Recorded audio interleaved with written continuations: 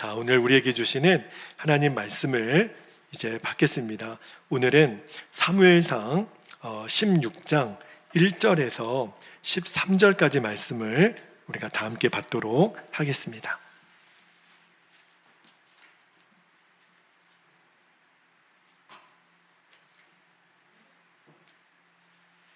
자, 사무엘상 16장 1절에서 13절 한 절씩 교독하고 마지막 절은 같이 읽겠습니다. 1절입니다.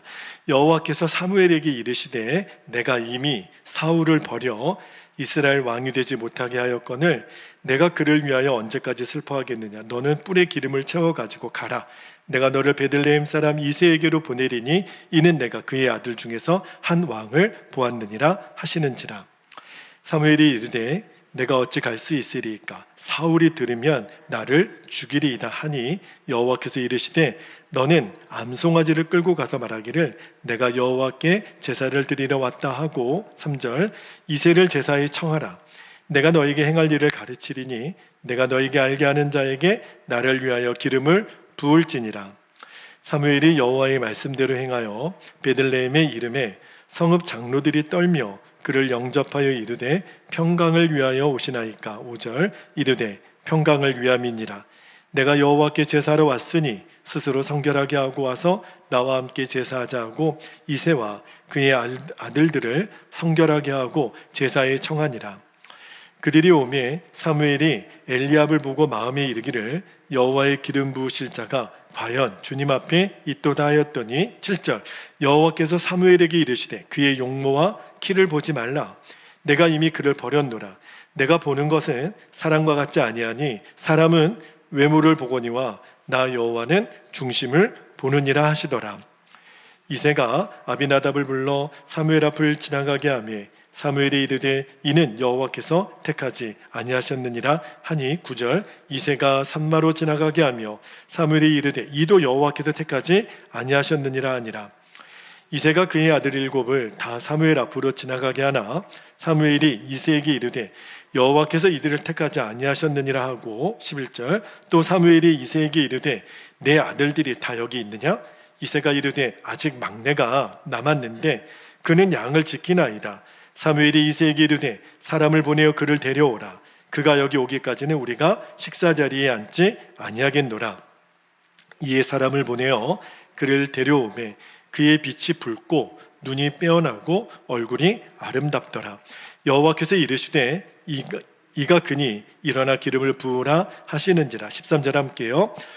사무엘이 기름 뿔병을 가져다가 그의 형제 중에서 그에게 부었더니 이 날 이후로 다윗이 여호와의 영에게 크게 감동되니라. 사무엘이 떠나서 라마로 가니라. 아멘. 하나님 말씀입니다. 오늘은 사무엘상 16장 7절에 보면 너무너무 유명한 사무엘 선지자에게 하나님이 하신 말씀 중에 나 여호와는 뭘 본다고요? 중심을 보느니라. 오늘 설교 제목이 되겠습니다. 지난주부터 우리가 이제 매주 금요일마다 믿음의 실험실이라는 제목으로 한 주 한 주 우리들의 믿음을 정말 하나님이 기뻐하는 믿음으로 바꾸어가는 실험을 해보려고 하는데 지난주에 첫 번째 말씀 여러분 설교 제목 기억나시나요?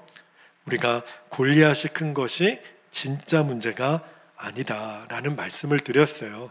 저와 여러분 앞에 골리앗과 같은 문제가 올 때가 있지요. 그러나 그게 진짜 큰 문제가 아니라 그 골리앗보다 더 크신 하나님을 바라볼 줄 아는 그 눈이 열리는 것, 그 믿음의 눈이 열리는 것이 우리가 첫 번째 나눴던 믿음의 실험실의 주제예요.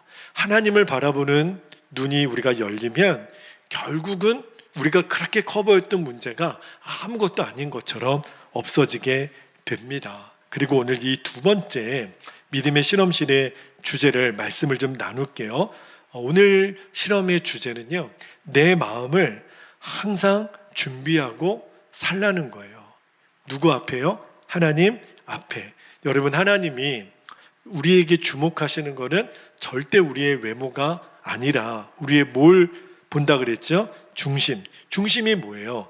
마음이에요. 왜냐하면 우리들의 믿음이 자리 잡는 곳이 우리의 마음이기 때문에 그래요. 오늘 그 말씀을 좀 나누고 기도하기를 원합니다. 오늘 읽은 본문 말씀도 여러분이 읽기 잘하는 말씀이에요. 하나님이 이제 다윗을 이제 사울에 이어서 왕으로 세우시려고 하기 전에 이제 사울을 이제 버리신다고 말씀했죠. 그래서 사무엘 선지자를 이제 앞으로 왕으로 기름 부을 자를 찾기 위해서 누구에게로 보내냐면 이새라는 사람의 집으로 보냅니다. 내가 이새의 아들들 중에 기름 부을 왕을 세우겠다. 그래서 이제 사무엘이 예루살렘에 있는 이새의 집으로 가죠. 근데 사실은 이게 굉장히 조심스러운 일이에요. 왜냐하면 현직 왕이 있는데 지금 왕을 세울 기름 부을 자를 택한다. 굉장히 조심스럽고 사무엘에게 있어서는 두려운 일이기도 하죠. 그래서 하나님께 제사 드린다라는 명목으로 어쨌든 이새의 집에 도착을 합니다. 그리고 눈여겨보는 거예요. 이새의 7 아들이 서 있는데 사무엘 선지자에게 제일 먼저 눈에 딱 띄었던 사람이 장남 엘리압입니다. 키가 크고요. 그리고 얼굴이 굉장히 잘생겼던 이 사람이 과연 여호와께서 기름 부으실 아들이로구나. 그런데 그때 하나님이 사무엘 선지자를 엄청 책망을 하시면서 주신 말씀, 자 7절 말씀을 다시 한번 볼게요. 7절에 보니까 여호와께서 사무엘에게 이르시되 그의 용모와 키를 보지 말라. 내가 이미 그를 버렸노라. 내가 보는 것은 사람과 같지 아니하니 사람은 외모를 보거니와 나 여호와는 중심을 보느니라. 그렇게 말씀하시는 거예요. 여러분, 오늘 우리가 믿음으로 세워지는 일에 하나님이 우리에게 주시는 도전이에요. 뭐냐면 외모에 신경 쓰지 말라는 거예요. 우리는 어쩔 수 없이 또 눈에 보이는 것이 늘 신경이 쓰이죠. 아마 여러분 지금 교회 오시기 전에 한 번쯤은 화장실을 들리시거나 이렇게 거울 앞에서 내가 옷매음새나 내 얼굴이나 다 이렇게 살펴보고 오셨을 거예요. 그죠? 내가 진짜 아무런 그렇게 준비도 없이 교회에 갈 수는 없잖아요. 그래서 내가 거울도 보고 또 이렇게 화장도 고치고 옷도 신경 쓰고 오잖아요. 우리가 다 안 그런 척 하더라도 다 우리가 외모에 신경을 씁니다. 그런데 오늘 하나님 주시는 말씀이 외모에 신경 쓰는 것은 이제는 내려놓고 마음의 중심을 보시는 하나님을 의식하라는 거예요. 그러니까 내 외모보다 진짜 신경 써야 될 곳이 바로 내 마음이라는 거예요. 그래서 엘리압 이후에 사무엘 선지자가 아들들을 하나씩 다 지나가게 합니다. 둘째 아들, 셋째 아들. 근데 하나님이 그때마다 아니라는 거예요. 7명이 다 지나갔어요. 그러니까 사무엘 선지자가 이상하다. 분명히 이새의 아들들 중에 있다고 하셨는데 왜 다 아닐까? 그래서 묻지요. 자, 11절 말씀을 다시 한번 볼게요. 11절에 또 사무엘이 이새에게 이르되 너의 아들들이 다 여기 있느냐? 그때 이제 이새가 이렇게 얘기하는 거예요. 아직 막내가 남았는데 그는 양을 지키나이다. 사무엘이 이새에게 이르되 사람을 보내어 그를 데려오라. 그가 여기 오기까지는 우리가 식사 자리에 앉지 아니하겠노라. 여러분, 아버지 이새가 막내 아들 다윗은 왜 안 불렀을까요? 아버지 생각에는 불러도 소용없다는 거죠. 어리기도 어리지만 이게 무슨 왕감이야. 형들에 비하면 너무너무 외관적으로는 보잘것없고 힘도 없고, 그죠? 그러니까 사무엘 선지자에게 보일 가치도 없으니까 다윗에게는 너 가서 양이나 치라. 그랬던 거 아니에요. 그런데 사무엘 선지자가 직감을 하는 거죠. 혹시 그 아이가 아닐까? 그래서 기다려요. 그러니까 나중에 다윗이 딱 들어오잖아요. 그러니까 12절 말씀을 볼게요. 12절에 보니까 이에 사람을 보내어 그를, 다윗이죠, 데려오매 그의 빛이 붉고 눈이 빼어나고 얼굴이 아름답더라. 그때 하나님 말씀하십니다. 여호와께서 이르시되 이가 그니 일어나 기름을 부으라. 드디어 하나님이 어린 다윗에게 이제 앞으로 왕이 될 사람으로 구별하여 기름을 붓게 하죠. 이게 오늘 우리가 읽은 본문의 내용이에요. 혹시 지금 이 자리에 있는 여러분들 중에 나는 정말 주변에 있는 사람들이 나를 주목하지도 않고 나에게 관심도 없고 나를 인정하지도 않는다면, 뭐 부모님이 됐든 형제가 됐든 친구들이 됐든 주변의 사람들로부터 한 번도 나는 기대한다는 소리는 듣지 못하고 오히려 걱정된다라는 이야기를 혹시 여러분이 듣는다면, 그런 분들에게 오늘 소망이 있기를 축복합니다. 왜냐하면 다윗과 같은 분이에요. 다윗도 주목받지 못했어요. 그런데 그 다윗을 누가 주목하셨어요? 하나님이 주목하셨다니까요. 저는 오늘 말씀을 읽다가 너무 기분이 좋더라고요. 저는 별로 사람들이 저를 주목하지 않거든요. 그런데 사람이 주목하는 게 뭐가 중요해요? 하나님 그분이 나를 주목하신다는데, 그죠? 하나님은 성경을 읽어보면 단 한 번도 어떤 외적인 조건을 가지고 사람을 선택하신 적이 한 번도 없으세요. 하나님의 관심은 그 이새조차, 아버지조차 다윗은 관심이 없었거든요. 그런데 하나님은 그 다윗을 주목하셨다는 거예요. 그리고 결국은 그를 이스라엘 왕으로 택하십니다. 그러면 궁금하잖아요. 하나님은 도대체 다윗을 무슨 기준으로 선택을 하셨냔 말이에요. 그죠? 뭐지요? 우리가 답을 알죠. 7절에 말씀하셨잖아요. 나는 외모를 보지 않고 뭘 본다고요? 중심을 보신다. 그러니까 하나님은 다윗의 뭘 봤다는 거예요? 마음의 중심을. 그러니까 다윗의 마음이 특별했다라는 거예요. 여러분, 하나님이 보시는 눈은요, 우리가 보는 눈하고 정말 달라요. 하나님의 유일한 관심은 저와 여러분의 마음입니다. 그러면 이제 우리가 내 자신에게 물어봐야 돼요. 다윗의 마음은 우리가 이제 나중에 또 나누겠지만 지금 내 마음은 어떨까? 하나님이 지금 내 마음의 중심을 보셨을 때, 야, 너는 어쩌면 다윗과 같니? 내 마음에 쏙 든다. 여러분의 마음을 보시고 하나님이 그렇게 말씀하실 것 같아요. 야, 좀 내가 걱정된다. 이렇게 말씀하실 것 같아요. 오늘 하나님이 저와 여러분의 마음의 중심을 보시고, 야, 정말 너는 내 마음에 쏙 든다. 이렇게 말씀해 주시는 여러분의 마음이 되기를 축복합니다. 다윗의 마음이 어땠냐면, 자, 시편 78편 70절에서 72절 말씀에 보면 다윗이 어떤 마음을 소유했던 사람인가를 이렇게 기록하고 있어요.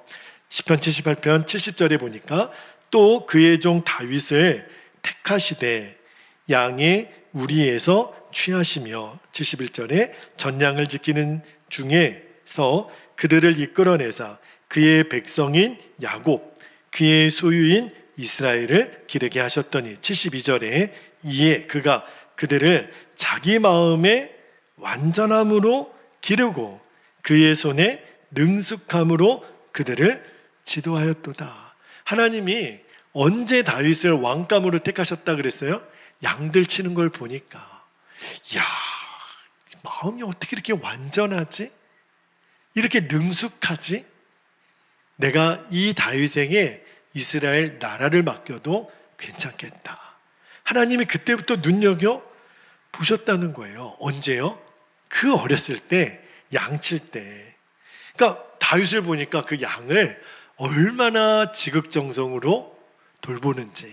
여러분, 하나님이 저와 여러분을 언제 주목하시냐면, 이렇게 여러 사람이 있을 때 말고 혼자 공부할 때, 혼자 청소할 때, 혼자 일할 때, 혼자 내가 말씀 볼 때, 혼자 집에 있을 때, 아무도 나를 보는 사람 없을 때 하나님이 나를 지켜보세요. 귀하다. 너는 참 귀하다. 어떻게 그렇게 완전한 마음과 능숙한 솜씨로 내가 너에게 맡겨준 일을 감당하느냐. 그지요? 내가 너에게 이스라엘 전체를 맡겨도 되겠다. 그러니까 하나님이 보시는 눈에 초점이 어디 있냐면, 주변에 아무 사람이 없을 때, 혼자 있을 때 그가 어떤 사람인가를 하나님이 보신다는 거예요. 여러분, 우리도 그렇잖아요. 진짜 나는, 진짜 마준철은 언제 드러나죠? 아내가 옆에 있을 때, 가족이 옆에 있을 때, 성도들이 옆에 있을 때 진짜 저가 아니에요. 진짜 저는요, 제가 혼자 있을 때, 아무도 보는 사람이 없을 때, 그때 내가 어떤 사람인지가 진짜 나예요. 여러분도 동일합니다. 부모님도 없고 형제도 없고 주변에 나를 지켜보는 사람 아무도 없을 때, 그때 내가 진짜 나예요. 그러니까 우리가 이제 하나님이 쓰시는 사람, 믿음의 주인공으로 세움받으려면 언제 신경을 써야 되냐면, 지금 이 자리에서는 아무래도 지켜보는 사람이 있으니까 우리가 자꾸 의식이 돼요. 그래서 내 몸가짐, 마음가짐이 정돈이 된단 말이에요. 그런데 혼자 있을 때는 사람이 달라지거든요. 바로 그때 내 마음을 하나님께로 온전히 정하는 거예요. 그때 내가 더 신경 쓸 줄 아는 사람, 혼자 있을 때. 그죠? 여러분, 혼자 있을 때 내 진짜 마음이 나오는 거거든요. 한번 내 자신에게 물어봐야 돼요. 나는 혼자 있을 때 어떤 사람이지? 그죠? 여러분, 우리가 하나님이 다 나를 아신다고, 내 마음을 아신다고 고백하지만 진짜 나는 하나님 앞에 내 마음을 보일 준비가 됐을까요? 자, 말씀 한 구절만 볼까요? 여러분, 예레미야 17장 9절에 우리 마음의 상태를 성경은 이렇게 폭로합니다. 17장 9절에 만물보다 거짓되고 심히 부패한 것은 어디예요? 마음이라 그랬어요. 누가 능히 이를 알리오마는. 여러분, 우리들의 마음이 가장 더러운, 똥통보다도 더 더러운 곳이 우리의 마음이라 그랬어요. 로마서 1장 28절에 보면 이렇게 얘기합니다. 또한 그들이 마음에 하나님 두기를 싫어하며 하나님께서 그들을 그 상실한 마음대로 내버려 두사 합당하지 못한 일을 하게 하셨으니. 우리는요, 혼자 있을 때가 왜 위기가 되냐면 내 마음에 하나님 두기를 싫어한다니까요. 이게 우리의 마음의 본성이에요. 그러니까 여러분, 이제 앞으로 우리들이 진짜 걸어야 될 승부는요, 나의 스펙에 있지 않아요. 내 마음에 있는 거예요. 하나님이 쓰시는 사람이 되려면 하나님은 내 마음을 주목하신다니까요. 그러니까 그 마음을 준비하라는 거예요. 어떤 마음이요? 내 마음에 예수님을 내 마음에 모실 각오가 됐는가. 그게 우리들이 진짜 승부를 걸어야 되는 거예요. 내 마음에 예수님을 언제나, 매일, all the time 예수님 내 마음에 모실 준비가 된다. 그게 최고의 준비예요. 여러분, 예수님을 내 마음에 모실 준비가 됐다. 이게 무슨 말이에요? 이제부터는 아무 생각이나 아무 마음이나 내가 포용하지 않겠다는 거예요. 여러분, 우리가 겉으로 드러나는 내 모습, 그리고 다른 사람을 우리가 얼마나 의식합니까?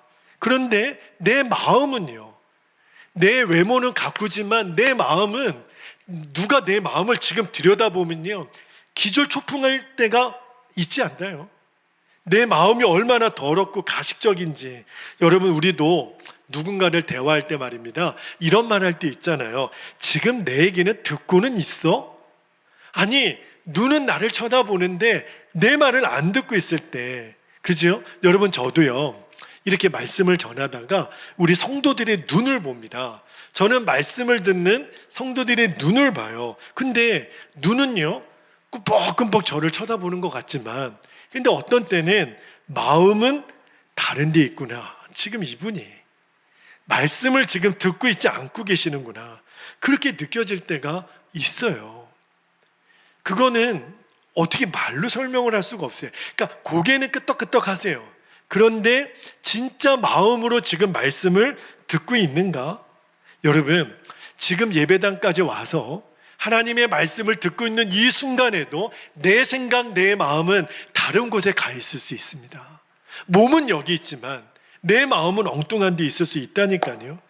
절대적이는 않지만 저는 확률적으로 보면 공부를 잘하는 아이들은 수업 시간에도 내가 자리를 선택할 수 있다면 앞자리에 앉는 아이들이 확률적으로 공부를 잘하는 아이들이 많습니다. 정확한 통계는 아니에요.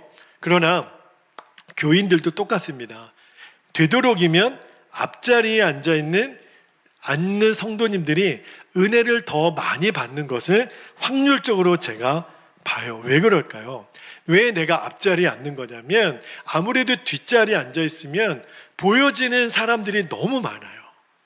그래서 아예 결단하는 거죠. 나는 이 시간에 주님만 바라보겠습니다. 말씀을 전하시는 목사님의 말씀에 제가 더 집중하여 듣겠습니다 하는 결단으로 앞자리를 나와서 은혜를 받는 성도님들이 아무래도 달라요.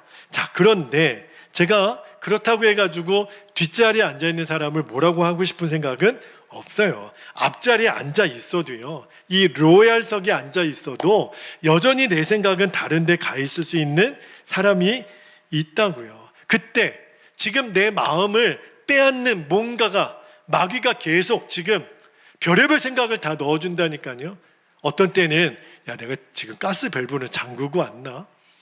오늘 밤에 무슨 드라마, 스포츠 결과 이런 것에 계속 내 마음을, 온갖 것이 내 마음을, 내일 뭐 먹지? 아니, 지금 이 시간에 생각하지 않아도 될 것들을 마귀가 계속 우리에게 심어주는 거예요. 왜? 하나님 말씀을 제대로 듣지 못하게 하는 거죠. 그때 내가 얼른 내 안에 하나님으로부터 오지 않는 생각이라면 이제 알아야 돼. 이게 마귀가 주는 생각이거든요. 그때 얼른 예수님의 이름으로 명하노니 나에게 잡생각을 넣어주는 마귀야, 너는 떠나가. 그렇게 여러분들이 마음으로 거부할 준비가 돼 있어야 돼요. 여러분, 마귀가요, 예수님의 제자 가룟 유다에게 계속 예수님을 팔라고 하는 마음을 넣어주잖아요. 동일하게 마귀는 지금도 온갖 추하고 더러운 생각들을 우리에게 계속 넣어줘요. 그때 우리들이 영적으로 분별해서 마귀야, 예수님의 이름으로 명하노니 너는 떠나가. 나에게 더럽고 악하고 이 추잡한 생각을 주는 마귀야, 떠나가.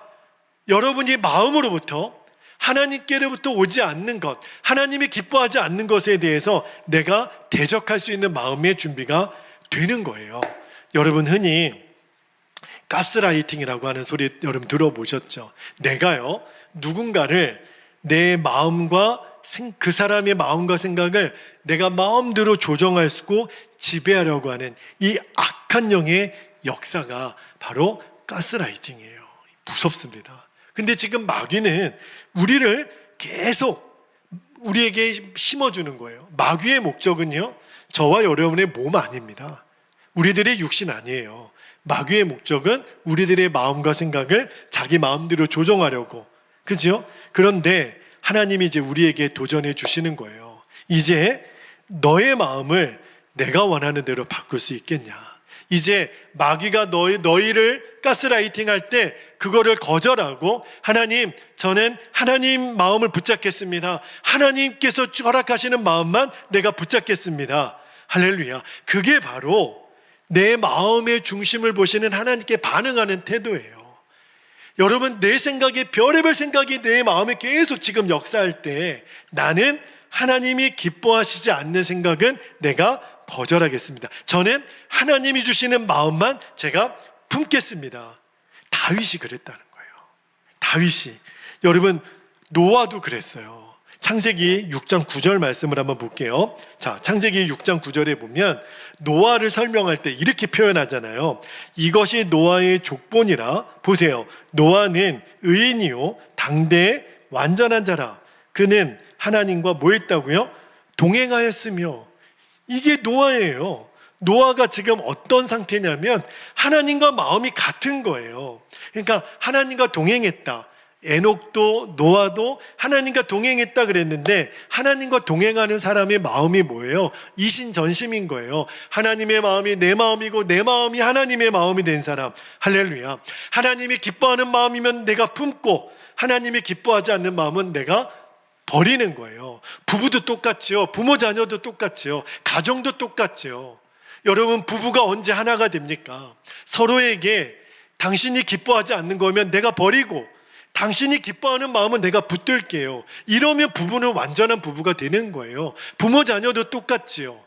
마음이 연합이 안 되면 늘 우리는 깨어지고 다투고 마음이 나누어지기 마련이잖아요. 그런데 노아는 하나님과 같은 마음을 품었다는 거예요. 또 한 사람, 아브라함을 예를 들어볼까요? 자, 창세기 17장 1절에 보면 하나님이 아브라함을 부르신 다음에 이렇게 말씀하시죠. 아브라함이 99세 때에 여호와께서 아브라함에게 나타나서 그에게 이르시되, 보세요, 나는 전능한 하나님이라. 너는 내 앞에서 행하여 뭐하라 그랬죠? 완전하라.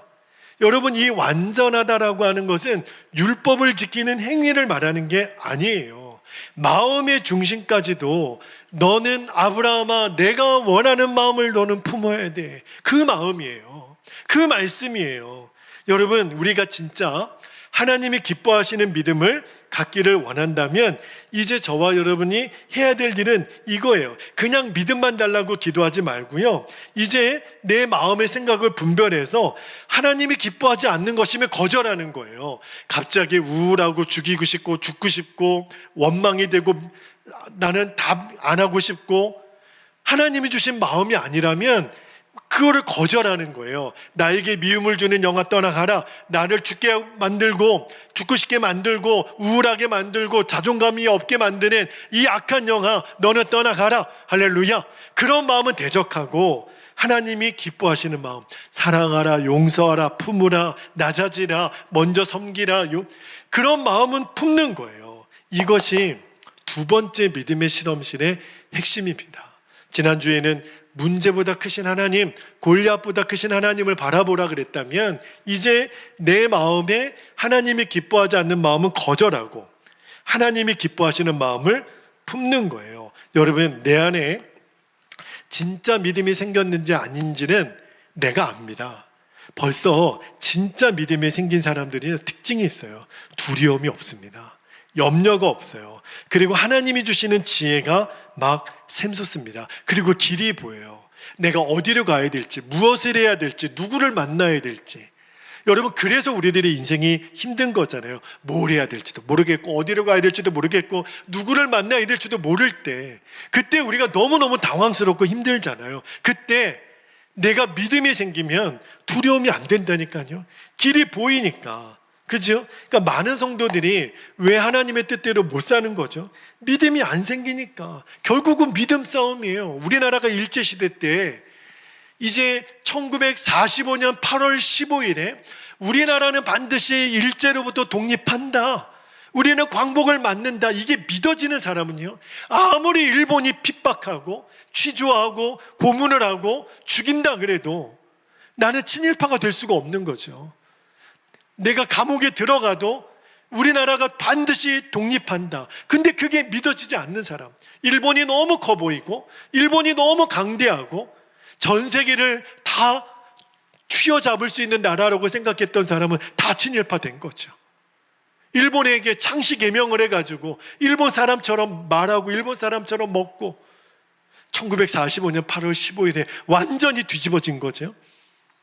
믿음이 있는 사람, 우리나라는 반드시 광복된다, 믿음의 행동이 나올 수밖에 없어요.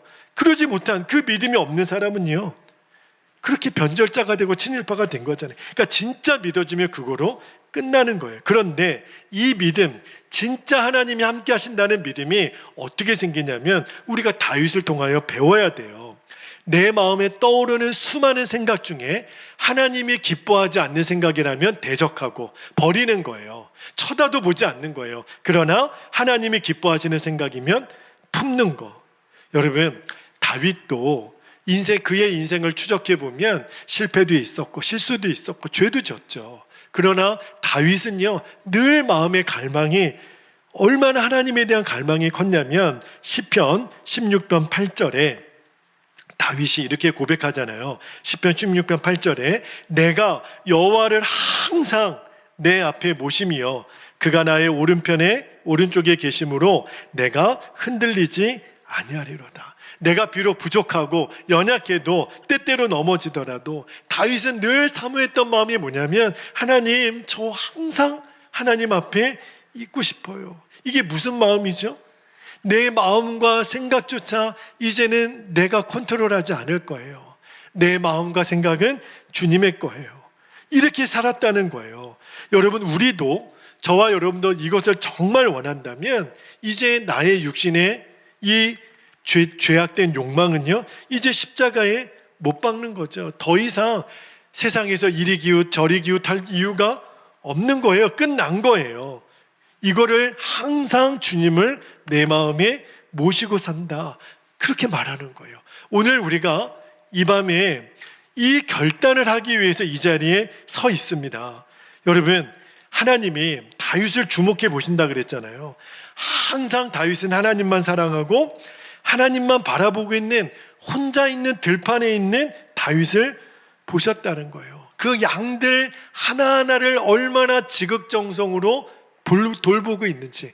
하나님은 여러분이 지금도 혼자 집에서 공부하고 있을 때, 내가 연습을 하고 있을 때, 요리를 하고 있을 때, 내가 TV를 보고 있을 때, 여러분이 무엇을 하더라도 하나님이 주목하시는 거예요. 도대체 이 사람의 마음이, 그 중심이 항상 하나님 앞에 있다라는 것을 잃지 않는 그 다윗의 마음의 중심이 하나님이 너무 좋은 거예요. 너무 기쁘신 거예요. 여러분, 이제 오늘 말씀에서 여러분 답이 오셔야 됩니다. 이제는 나 홀로 있는 시간이 죄에 무너지는 시간이 아니라 은혜 받는 시간이 되기를 축복합니다. 여러분, 우리가 사랑하는 사람하고 데이트할 때 기억나시죠? 얼마나 그 시간이 기다려지고 얼마나 그 시간이 행복합니까? 나 홀로 있는 그 시간이 이제는 여러분에게 어떤 시간이 되냐면 하나님과 데이트하는 시간이 되기를 축복합니다. 이전에는 그러지 못했거든요. 나 혼자 있으면 욕도 막 나오고 침도 뱉고 막 신호도 어기고 아무도 안 보니까, 그리고 막 별의별 생각도 다 하고. 근데 이제는 아니에요. 그럴 수가 없는 거예요. 주님이 나와 지금 데이트하고 있으니까. 그렇게 우리가 바뀌어지는 것, 이것이 믿음의 실험실의 두 번째 열매입니다. 나 혼자 있을 때 주님을 더 바라보고, 나 혼자 있을 때 주님을 더 예배하는 사람. 그죠? 여러분, 하나님이 우리에게 뭘 더 원하시겠어요? 온 우주를 가지고 계신 모든 만물의 주인이신 하나님이, 우리가 찬양 드렸잖아요. 온 땅의 주인 되신 주님이 저와 여러분에게 뭘 바라겠어요? 그지요? 하나님이 맘만 먹으면 다 가져가실 수 있는 것. 그러나 하나님이 딱 하나 저와 여러분에게 손대시지 못하도록 스스로 결정하신 것이 있어요. 그게 뭐죠? 나의 마음이에요. 내 마음만큼은 하나님이 강제로 가져가시지 않기로 결정하셨어요. 그 마음은 내가 스스로 하나님께 드려야 돼요. 어떻게 드리는 거죠? 혼자 있을 때, 정말 다른 사람이 나를 보고 있지 않을 그때에 내가 주님을 바라보는 거예요. 다시 말하면 생각조차도 하나님이 기뻐하지 않는 생각이라면 버리고, 하나님이 기뻐하는 생각이라면 붙드는 거. 그렇죠? 여러분이 그러면 돼요. 그래서 여러분이 혼자 있을 때 하나님 앞에 드리는 여러분의 생활을 한번 점검해 보세요. 혼자 있을 때 하나님을 예배하고 하나님을 찬양하는, 그죠? 다윗이 시편 대부분의 말씀을 다윗이 졌다 그러잖아요. 그가 홀로 비파와 수금을 타면서 그 들판에서 양들을 돌보며 지었던 그 노래들, 그때를 또 기억하면서 만들었던 노래들이 거의 대부분 시편이에요. 양들을 치다가 내가 하나님 생각이 또 나고, 오늘도 내가 하나님 찬양하고, 여러분이 공부를 하다가 또는 요리를 하다가 어떤 일을 하다가 잠깐 짧은 쉬는 시간이 생겼을 때 하나님이 또 생각이 나서 하나님 또 찬양하고 싶고, 무슨 찬양이라도 우리가 이렇게 모여서 찬양하는 시간 말고 홀로 있는 그 시간에 막 하나님을 찬양하고 싶고, 사람이 듣든지 말든지. 그치요? 여러분이 혼자 운전을 하다가도 막 하나님을 찬양하고 싶고, 내 옆에 정말 보이는 사람보다 더 주님이 바라보아진 그 마음의 심령을 하나님은 내 마음에 합한 사람이라 그렇게 받으셨다라는 거예요. 그리고 또 하나, 한 가지만 여러분에게 말씀을 좀 드리고 마무리하고 싶은 것이, 이제는요 사람의 평가에 대해서 더 이상 연연하지 않는 겁니다. 사실은 쉽지는 않아요. 왜냐하면 이제까지 우리가 끊임없이 사람의 평가에 목매어 살았거든요. 그래서 자꾸 나를 꾸미려고 하는 거예요. 내가 어떻게 하면 인정받을까? 어떻게 하면 내가 다른 사람보다 더 귀한 사람으로 보여질까? 그래서 그렇게 내가 안달을 하는 거예요. 이제는 그 관심을 좀 내려놓자는 거예요. 사람이 나를 어떻게 볼까가 중요한 게 아니고 하나님이 나를 어떻게 보실까? 그게 저와 여러분의 관심이 되면 됩니다.